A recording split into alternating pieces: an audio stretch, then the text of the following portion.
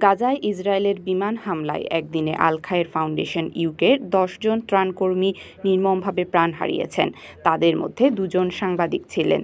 গত ১৫ মার্চ শনিবার সকালে গাজার নিপীড়িত মানুষের মাঝে ত্রাণ সামগ্রী বিতরণ ও রেকর্ডিংয়ের কাজে ব্যস্ত থাকাকালে তাদের ওপর বোমা হামলা চালানো হয়।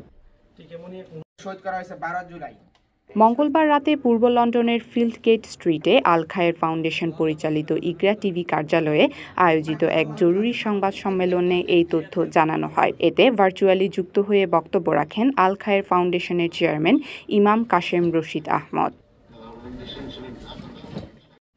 সংবাদ সম্মেলনে অবিলম্বে স্থায়ীভাবে যুদ্ধ বন্ধ এবং ১০ ত্রাণকর্মী ও সাংবাদিক হত্যার বিচারের দাবি জানানো হয়। ইকরা টিভির হেড অফ নিউজ আলাউর খান শাহিনের সঞ্চালনায় সংবাদ সম্মেলনে ইকরা বাংলা টিভির অন্যান্য সদস্যরা বক্তব্য রাখেন। বোমা হামলায় আমাদের ১৫ তারিখ শনিবারে আল খায়ের ফাউন্ডেশনের নিবেদিত প্রাণ গাজার ৮ জন আমাদের সহকর্মীদেরকে আমরা হারিয়েছি। আমরা ওনাদের শাহাদত কামনা করতেছি রব্বুল আলামিনের কাছে। আমরা শোকাহত এবং আমরা এই যুদ্ধবিরতি চলাকালীন সময়ে এই যে বর্বরোচিত হামলা করা হয়েছে এটা নিন্দা জানানোর ভাষা আমাদের কাছে জানা নেই।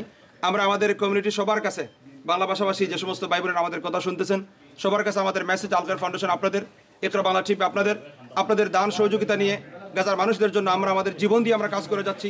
যে সমস্ত মানুষের বেঁচে রয়েছে গাজার, আমরা আশা করব আপনাদের সহযোগিতার হাত সম্প্রসারণ করে এই বিপদী মানুষদের পাশে আপনারা থাকবেন।